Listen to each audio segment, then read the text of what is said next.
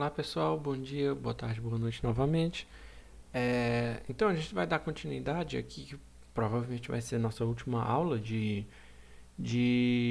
do módulo de transmissão, da disciplina de geração, transmissão e distribuição, que a gente está falando sobre manutenção e proteção de linhas de transmissão. Então, nessa última aula a gente vai começar a ver alguns equipamentos de proteção, algumas funções de proteção que a gente encontra no mercado hoje em dia e que são extremamente utilizados, não somente para linhas de transmissão, mas também para outros equipamentos, né? Então a gente vai dar uma passeada um pouco sobre a proteção das linhas de transmissão e observar alguns equipamentos. Então, esqueci de ligar a visualização. Qual que são os equipamentos que... não, quais são as características que a gente deseja de uma proteção de uma linha de transmissão? Quais que são as características que são guias, né? Que a gente quer obter numa proteção? Então, essas características, elas devem apresentar pelo menos, são quatro, né? A proteção deve apresentar pelo menos essas quatro características, que é o quê? Sensibilidade, rapidez, confiabilidade e seletividade. Sensibilidade significa que os meus equipamentos de proteção, eles vão ser capazes de notar quando acontecer uma falta. Por exemplo, eles vão ser capazes de notar quando acontecer um curto-circuito, vão ser capazes de notar quando cai um raio próximo à linha de transmissão, eles vão ser capazes de notar quando tem alguma coisa errada com o circuito. Então, eles são sensíveis o suficiente para notar uma condição de operação anormal no meu circuito. Então, o que eu menos desejo é que o meu circuito não seja capaz de notar quando acontecer uma falta, porque isso pode danificar meus equipamentos, pode destruir a minha linha de transmissão, né? Então, isso é um não, né? Eu quero que minhas proteções elas tenham rapidez, ou seja, elas tenham capacidade de atuar num tempo adequado, né? O mais rápido possível, né? O mais rápido possível elas sejam capazes de mitigar aquela falta, de mitigar aquele defeito na minha linha de transmissão. Então, eu não quero uma proteção que demore excessivamente e muito menos eu quero uma proteção que ela atue rápido demais, ou seja, eu quero a rapidez necessária para o funcionamento do circuito, né?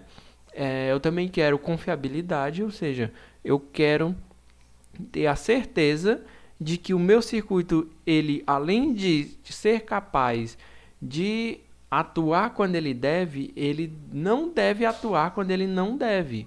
Ou seja, eu quero que o meu circuito seja sensível o suficiente para atuar nas faltas, mas eu não quero que ele confunda uma operação normal com uma falta, por exemplo. Eu não quero que minha proteção confunda quando o meu sistema está sobrecarregado de quando o meu sistema tem uma falta, por exemplo. Porque o meu sistema ele pode estar sobrecarregado porque às vezes eu estou precisando que ele esteja sobrecarregado. Eu não quero desligar ele porque ele está sobrecarregado. Minha proteção não pode reconhecer aquilo como uma falta. Ou seja, a minha proteção deve ser flexível o suficiente para reconhecer o que é falta e o que é que não é falta. O sistema ele é bom quando ele desliga quando necessário e quando ele não desliga também, quando não é necessário. E eu também quero seletividade, porque, por exemplo, eu não quero que a minha proteção ela se intrometa naquilo que é domínio de outras proteções, por exemplo. Eu não quero que a minha proteção da linha de transmissão atue quando, na verdade, era a proteção do transformador que deveria atuar. Então, eu tenho essas diferenças de atuação nos equipamentos de transmissão. Eu tenho diferenças de, por exemplo, quando é que essa proteção deve atuar, quando é que a proteção da outra linha deve atuar, quando é que a proteção do transformador deve atuar. Eu não quero que as minhas proteções interfiram umas nas outras, a menos que seja extremamente necessário, né? Quando isso acontece, quando uma proteção tem que interferir na outra, é porque ela já falhou, ou seja, tem algum defeito na proteção lá da proteção que a gente chama de primária. A gente vai ver mais um pouquinho sobre seletividade, né? Então, as proteções, normalmente, hoje em dia, a gente estabelece algumas funções que são padrões de proteção. Essas funções elas vão ter numeração específica, né? Elas vão ter lá da tabela ANSI, se eu não me engano. Elas são padronizadas, ou seja, essas denominações elas extrapolam a linha de transmissão, os conceitos de linha de transmissão, mas elas já servem para qualquer tipo de proteção.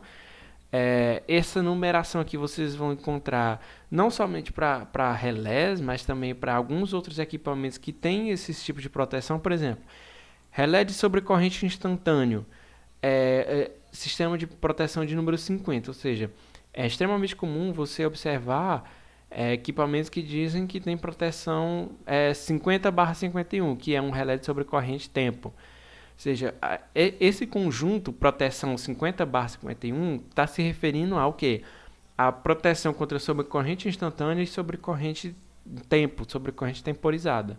Sobrecorrente instantânea significa que a partir do momento que aquele equipamento notou uma sobrecorrente muito alta, ele vai instantaneamente atuar, ou seja, ele vai instantaneamente abrir o circuito. A função 51, ela diz que ela tem uma temporização, ou seja, o equipamento ele nota que tem uma corrente fora do normal, porém ele espera um determinado tempo, dependendo da magnitude da corrente, ele vai esperar. Se esse tempo for atingido, aí ele vai atuar, aí ele vai dar o comando para que o circuito seja aberto, né? Esse conjunto de proteção instantânea e temporizada, ele é extremamente utilizado em diversos equipamentos, ou seja, você vai encontrar esse tipo de numeração, por exemplo, até lá em inversores fotovoltaicos. Você encontra que os inversores fotovoltaicos eles têm proteção 50/51, né? Que é a numeração dessa tabela, né? Existem outras numerações que são comuns também, como por exemplo, a numeração 52, ela representa um disjuntor de corrente alternada. Então, tem até esse exemplo aqui, né? Esse aqui é um exemplo de diagrama de proteção. Isso aqui é extremamente comum de você encontrar em equipamentos elétricos, né? Vocês até devem se habituar a ler esse tipo de representação de proteção. Ou seja, aqui você tem relés de fase e relés de neutro. Ele está indicando que esses relés aqui eles estão ligados na fase. Esses relés aqui estão ligados no neutro, eles estão monitorando o neutro. Esses aqui estão monitorando a fase, né? E eles estão diretamente ligados a um equipamento que tem numeração 52, que é o que é 52, é um disjuntor de corrente alternada. E 50/51, que são essas duas funções aqui, são justamente as funções de sobrecorrente instantânea e sobrecorrente temporizada, né? O que é que a gente vê? O que é que isso aqui? O que é que esse sistema, o que é que essa representação aqui representa de verdade? Ela representa um TC, que está monitorando a corrente que está percorrendo naqueles condutores. Ela representa um TP, que está monitorando o potencial, a tensão que está naquele ponto da linha de transmissão ou daquele equipamento, né? Esse TC e esse TP está fornecendo informações para o relé, como a gente viu lá nos equipamentos de transmissão, né? Esse relé é limitado por uma bateria, normalmente, porque você não quer que o relé desligue quando sei lá, falte energia. Você não quer, isso nunca deve acontecer. Então ele é alimentado por bateria. Então o TC monitora a corrente e informa para o relé. O TP ele monitora a tensão e ele informa para o relé. E aí o relé tem essas duas funções. Quando ele nota uma sobrecorrente instantânea, ele abre. Ou então quando ele nota uma sobrecorrente que ela dura um certo tempo, que ele decide esperar por um certo tempo até abrir o circuito, né? E aí quando o relé decide que foi extrapolado o tempo, foi extrapolada a corrente limite, ele dá um comando e o disjuntor abre o circuito, ou seja, o equipamento de função 52 vai abrir o circuito. Existem alguns modificadores para essa denominação das funções, então você tem a função aqui, por exemplo, 50, mas existe a função 50N, ou seja, é o relé 50N, que é o que? É um relé de sobrecorrente instantâneo de neutro. Ou seja, você especifica que aquele relé está monitorando o neutro, né? O condutor neutro do circuito. Já o 50G é um relé de sobrecorrente instantâneo de terra, ou seja, ele está observando o ground. Ele é um relé de função que é 50 e que ele está monitorando o condutor ground.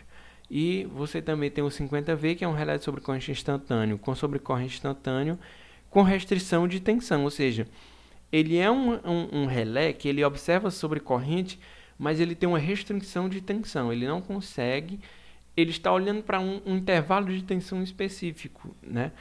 Ele está olhando para Ele olha a corrente, mas dentro de um intervalo de tensão específico, né? Os princípios de relés, por exemplo, a gente tem relés que atuam sobre especificações diferentes, ou seja, existem relés que atuam sobre magnitude, existem relés que atuam sobre distância, existem relés que atuam sobre, como a gente vai ver aqui mais na frente, direcionais. Então, essas funções elas vão variar de acordo com o princípio que o relé vai atuar, né? Então, qual é o princípio dos relés que atuam sobre magnitude? Que pode ser magnitude de corrente, pode ser magnitude de tensão, pode ser magnitude de impedância, né? E diferentes tipos de magnitude. Esses relés, eles atuam o que a gente chama de corrente de tempo inverso. Ou seja, quanto maior, por exemplo, o relé de magnitude que observa a corrente, é um relé de sobrecorrente, que é a função 51. Ele observa a passagem de corrente, né? Isso aqui, normalmente, ele é medido em corrente nominal, né? Então, isso aqui é uma corrente relativa à corrente nominal, como a gente vai ver daqui a pouco. Ele observa a passagem de corrente.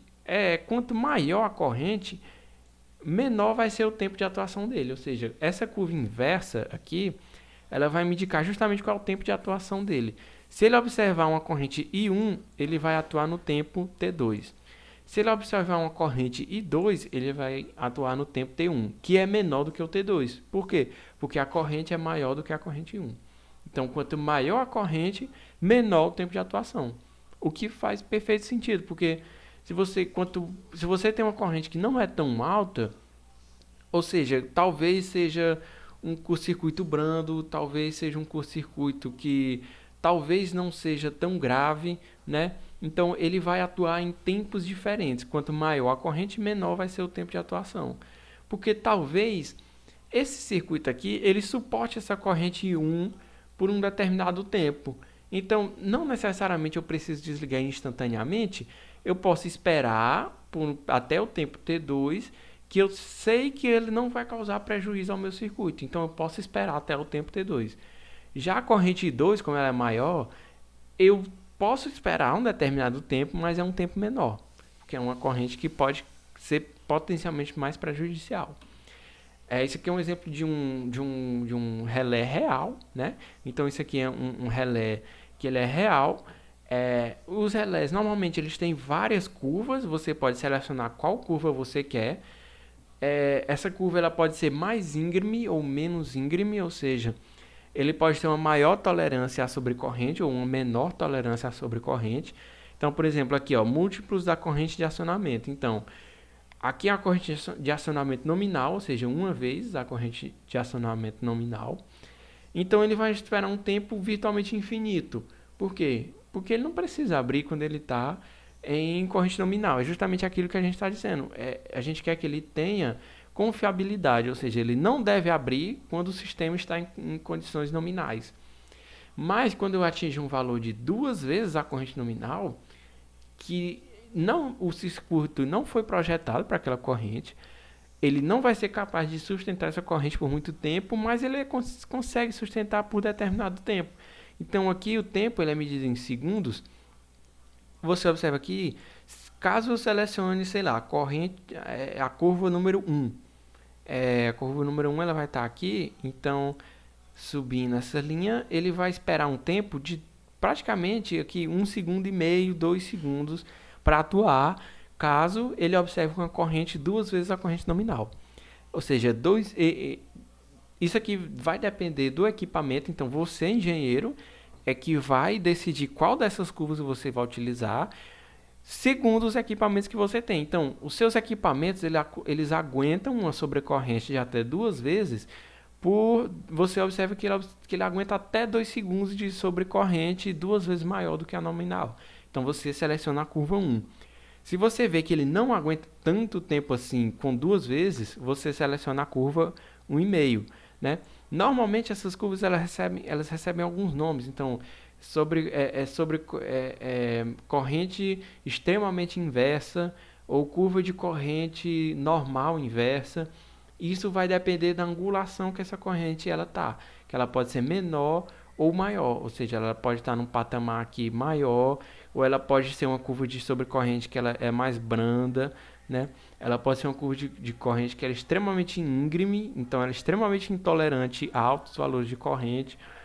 Isso aqui tudo vai depender do seu equipamento e daquilo que você está tentando proteger.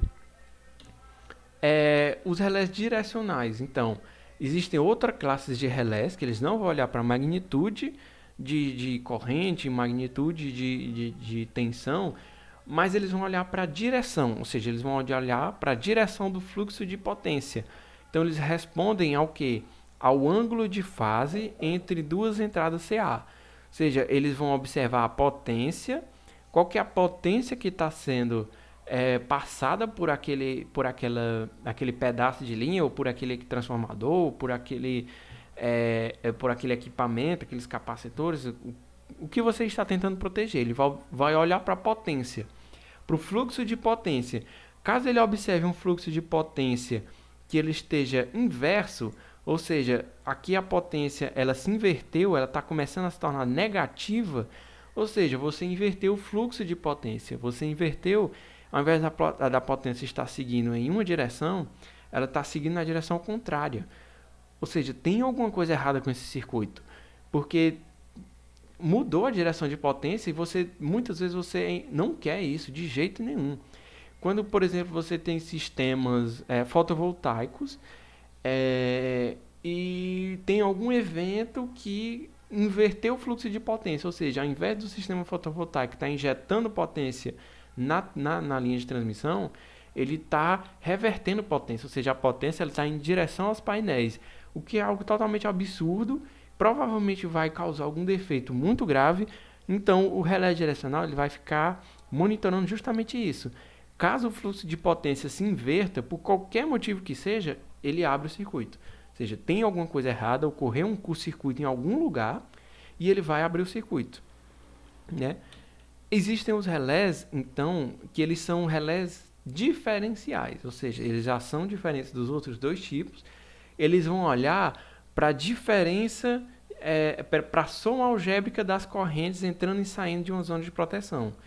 Ou seja, isso aqui é muito utilizado para a proteção de transformadores, porque ele vai observar para a corrente que está entrando e que está saindo de um transformador. Em condições nominais de operação, o que é que vai estar acontecendo?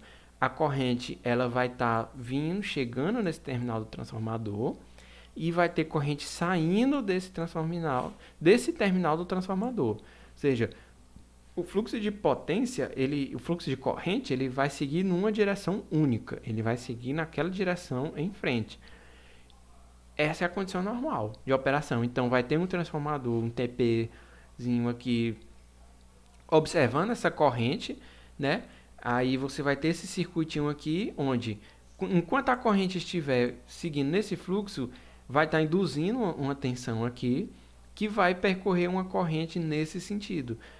E, como aqui no outro lado, esse outro TP está induzindo tensão na mesma direção, essa corrente ela vai percorrer aqui por fora e vai ter zero corrente ultrapassando, passando por esse condutor central aqui. Por quê? As duas tensões elas estão sendo induzidas na mesma direção, as correntes estão seguindo na mesma direção, não tem necessidade de ter corrente nesse ramo central aqui. Já numa condição de falta, ou seja, rompeu a isolação do transformador, ocorreu um curto-circuito interno ao transformador, o que é que vai acontecer? Esse curto-circuito ele vai atrair corrente externa, ou seja, a corrente aqui no secundário, por exemplo, vai se inverter, ela vai começar a fluir para dentro da falta. Então, a tensão induzida nesse terminal vai ter sentido oposto da induzida nesse terminal, porque a corrente inverteu. Então, a corrente ela vai parar de seguir nesse fluxo e ela vai começar a seguir pelo ramo central, ou seja, vai ter uma diferença de corrente que vai gerar uma corrente nesse ramo central. Esse ramo central aqui está representado como uma resistência, mas na verdade ele vai ser o quê? Vai ser um sensor. Então, ele vai ser aquilo que o relé de diferencial está observando. Então, assim que o relé diferencial observa que tem uma diferença de corrente, ou seja, que a corrente ela inverteu de sentido, a corrente que está entrando não é a mesma corrente que está saindo, ele diz, opa, tem um problema interno a esse transformador, eu tenho que atuar. Então ele vai mandar abrir os dois terminais do transformador, porque algo de errado está acontecendo. A corrente que entra no transformador não está sendo a mesma corrente que sai do transformador. Eu também tenho relés que atuam sobre distância, ou seja, são relés que ao invés de olhar para a magnitude, olhar para a direção, olhar para a diferença de corrente, ele está olhando para a distância que ocorreu aquela falta. Como é que ele faz isso? Ele vai medir a impedância da linha. Ou seja, ele vai medir a impedância aparente da linha, na verdade, porque a impedância da linha ela vai ser determinada pelos parâmetros geométricos e materiais que compõem aquela linha, mas você tem a impedância aparente da linha, que é o quê? Ele vai observar que a gente sabe que a Z é igual a V sobre I, ou seja, ele vai observar a tensão daquela barra através desse TP, né? Ele vai observar a corrente que está percorrendo aquele condutor através desse TC, né? Então ele vai medir os dois, ter tanto a tensão quanto a corrente, vai fazer a divisão e vai encontrar a impedância aparente da linha, ou seja, é a impedância que ele enxerga na linha, né? Em condições normais, ela vai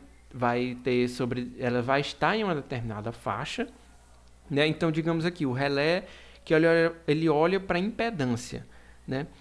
Esse relé, ele sabe que se ele tem essa zona de perigo aqui, né? Então, ele sabe que se a impedância ela estiver num valor aqui fora, num valor grande, ele sabe que aquela linha está operando numa condição normal.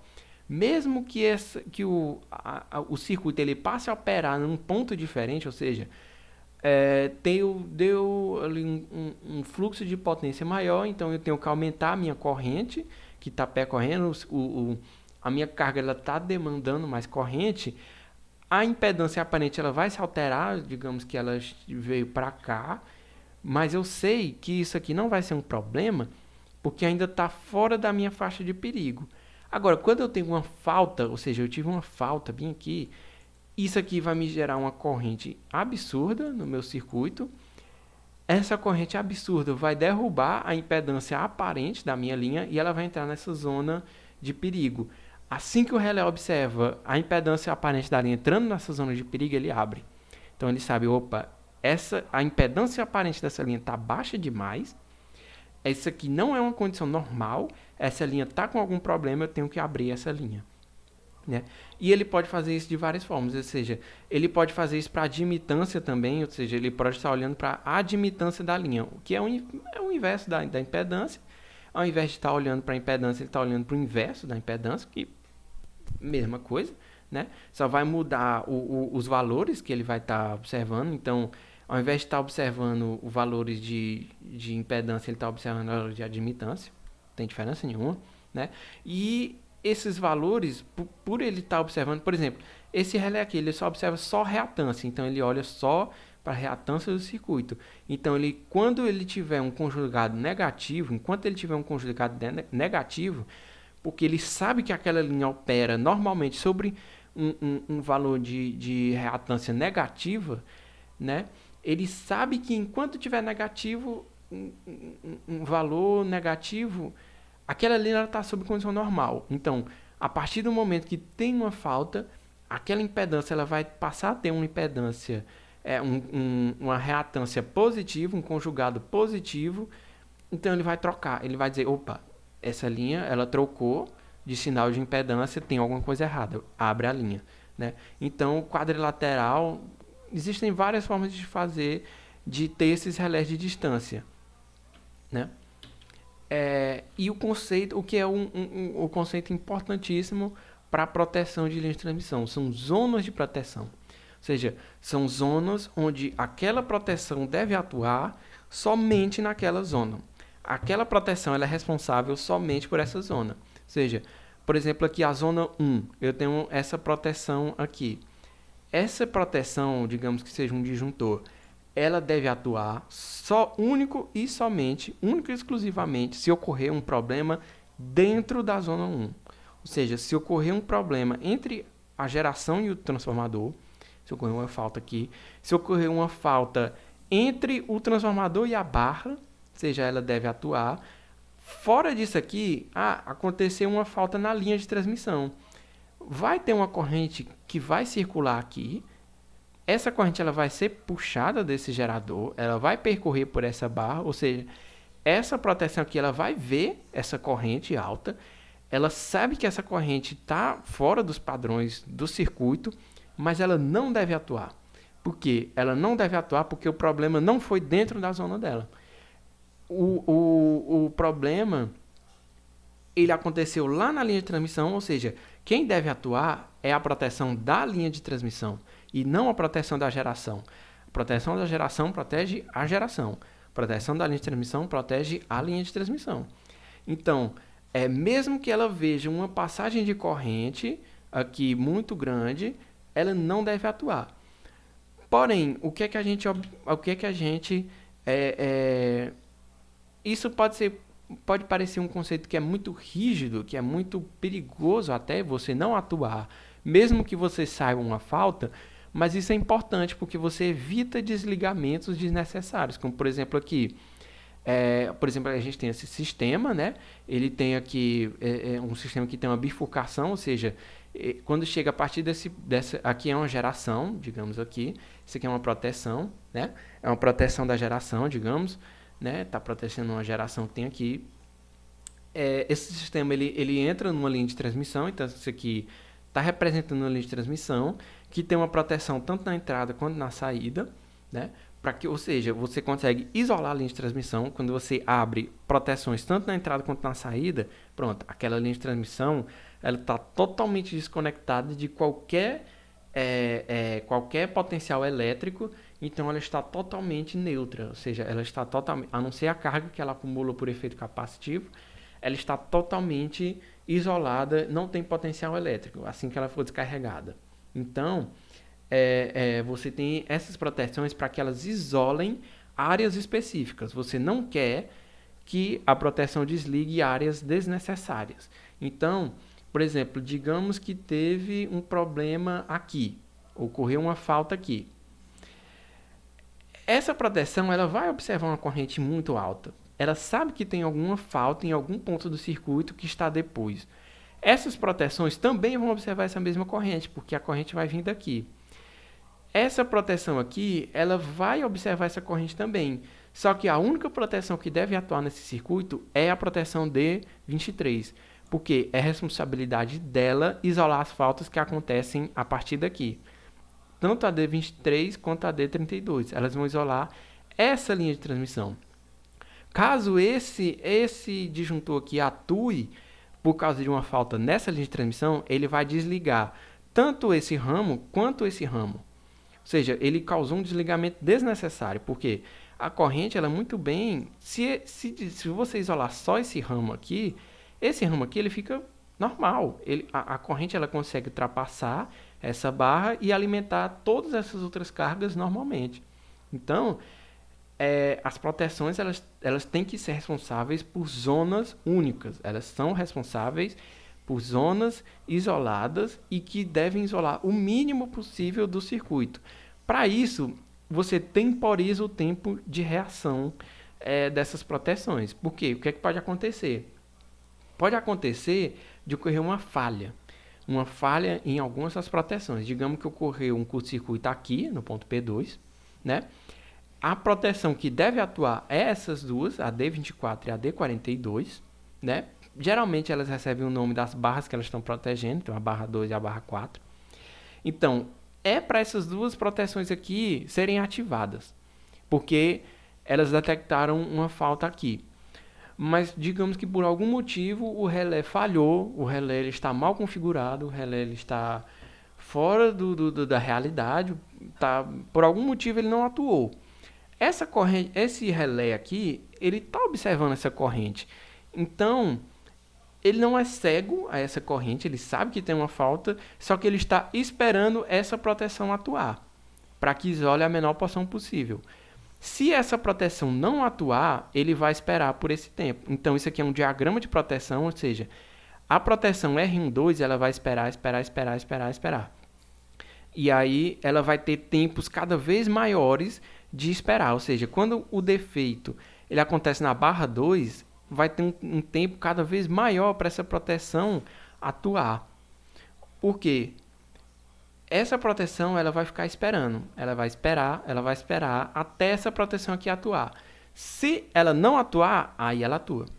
Porque ela é uma proteção de retaguarda. Ela não deve atuar. Ela deve esperar até que a proteção primária atue.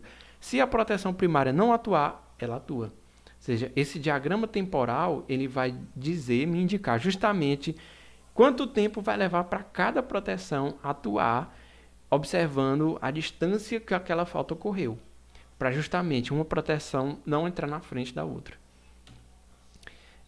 Os relés eles podem ser subdivididos em 3 tipos principais, que são os tipos eletromecânicos, os eletrônicos e digitais, né?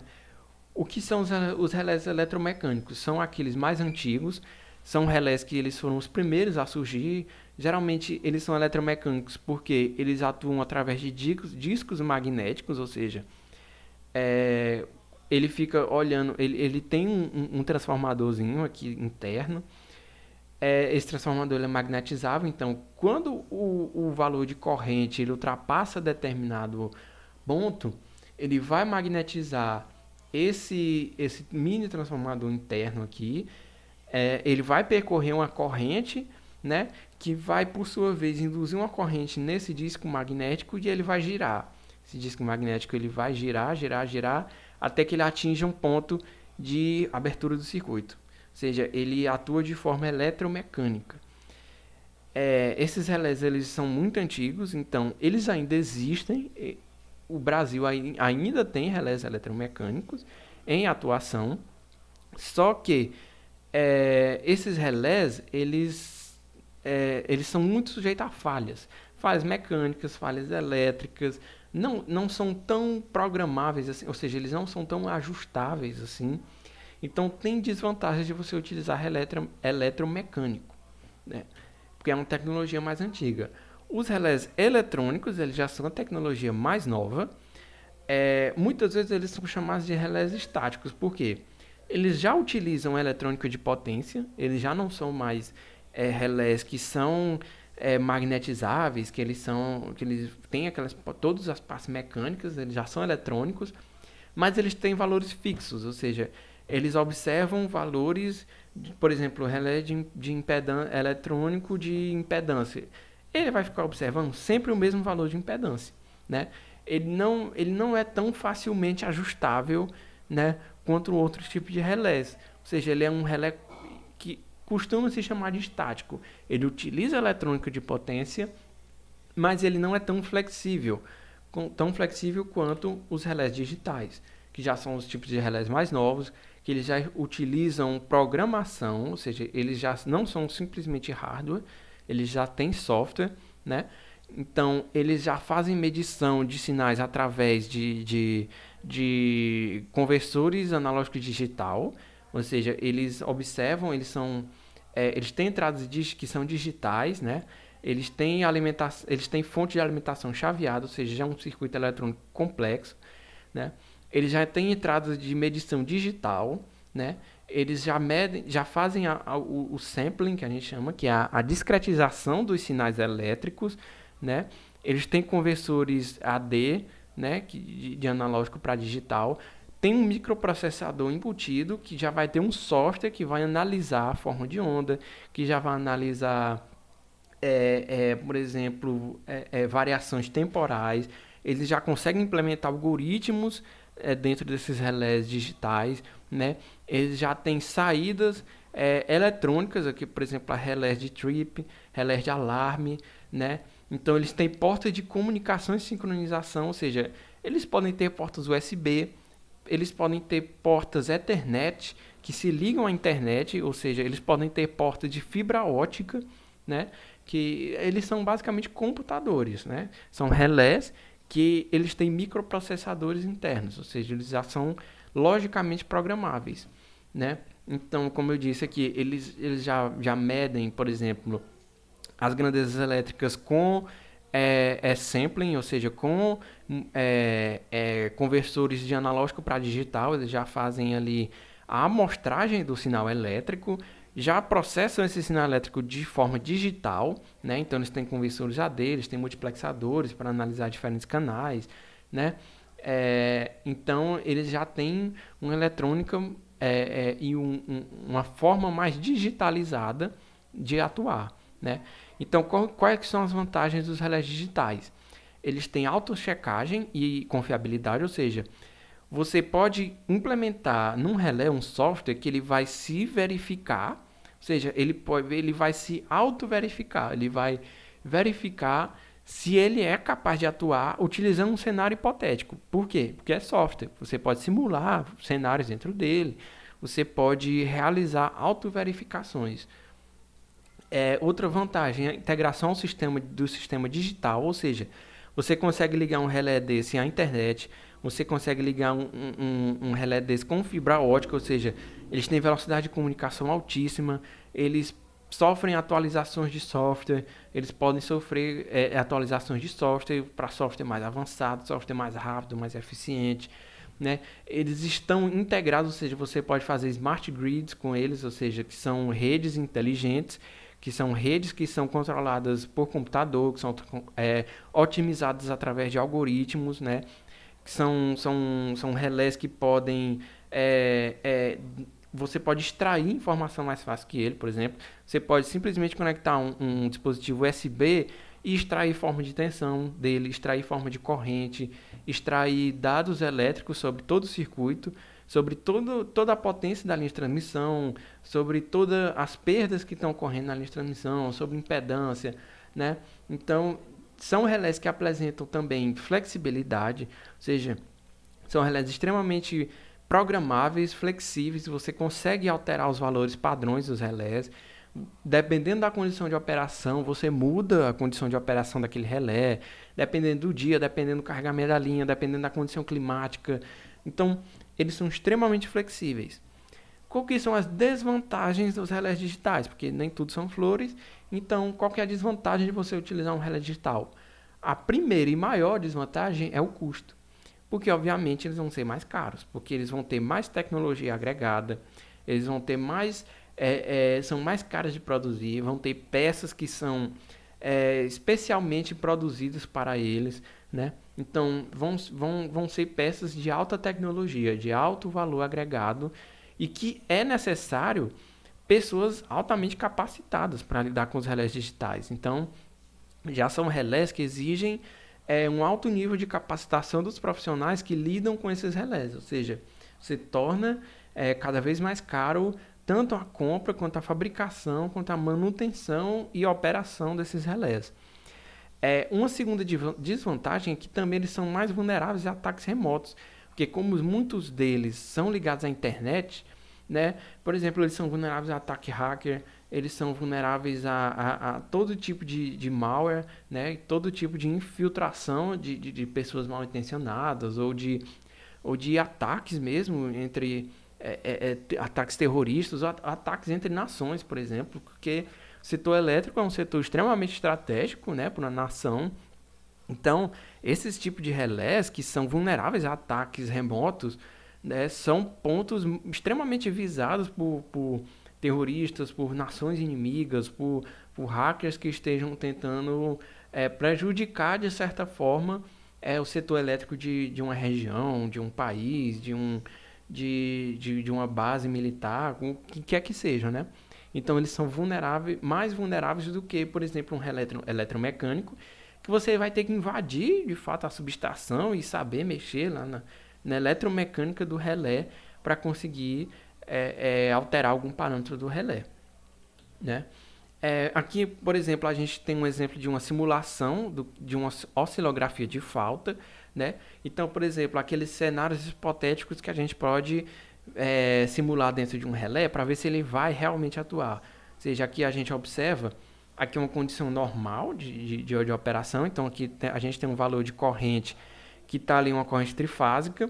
A partir do momento que você tem uma falta, você observa um crescimento gigantesco, ou seja, isso aqui provavelmente é uma falta monofásica. Por quê? Porque só uma das fases está com uma tensão ou está com uma corrente exageradamente alta, ou seja, você está vendo aqui um valor de corrente que cresceu muito.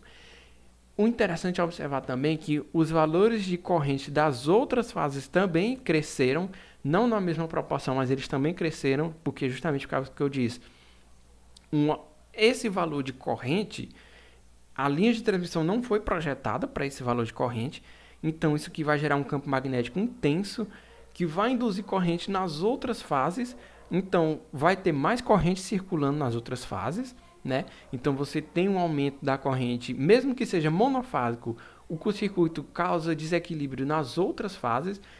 Claramente esse sistema está desequilibrado porque os valores de corrente nas três fases estão diferentes, né? Então é um grande problema e a gente pode simular isso aqui num relé digital, né? A gente pode jogar esse cenário num relé digital para ver se ele atua ou não, né? Então a gente aqui também pode observar um caso real de uma falta, porque aqui, esse aqui é o caso hipotético, você observa que a linha, os valores eles estão com cenoses perfeitas. Quando você vai para um cenário real de curto-circuito, não é isso que você vai observar. Você vai observar uma senoide extremamente ruidosa, né? Isso aqui vai gerar uma tonelada de harmônicos dentro da rede, né? Então você vem aqui com os valores de corrente bonitinhos.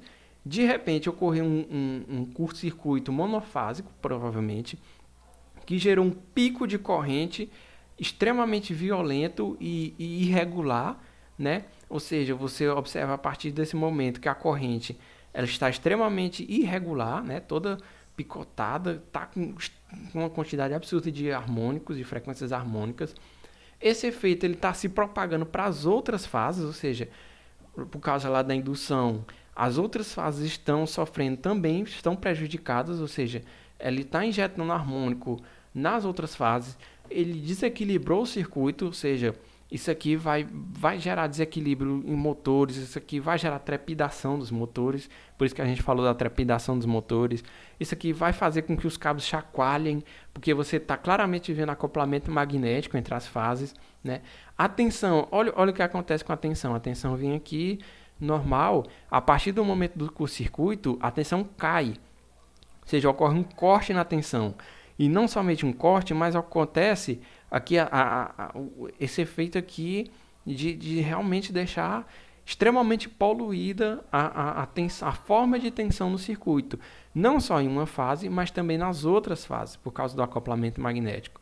Então, um cenário real de curto-circuito, ele é extremamente complexo, extremamente imprevisível.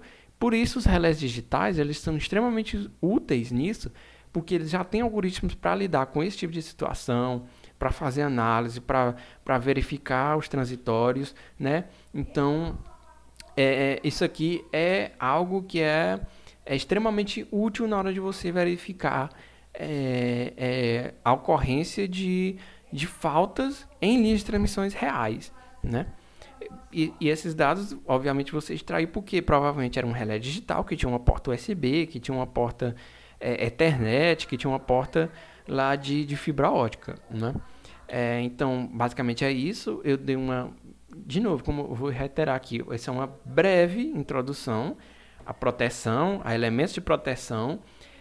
Provavelmente essa aula já está enorme, então não tem como mais eu colocar conteúdo aqui, porque não vai dar tempo, não tem como eu me aprofundar nesse conteúdo, infelizmente, né? Porque o curso não é exclusivamente de transmissão, é geração, transmissão e distribuição.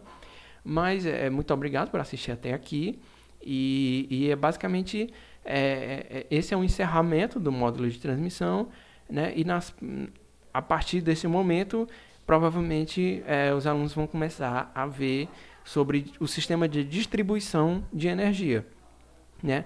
Então, se isso aqui não satisfez a sua curiosidade sobre o sistema de transmissão, recomendo que você vá atrás, né, de mais informações sobre a transmissão, sobre a proteção. Proteção e manutenção de linhas de transmissão é um universo, é uma área de pesquisa em si. Então, recomendo você se aprofundar nisso se você tem interesse. Então, muito obrigado por assistir até aqui e até a próxima.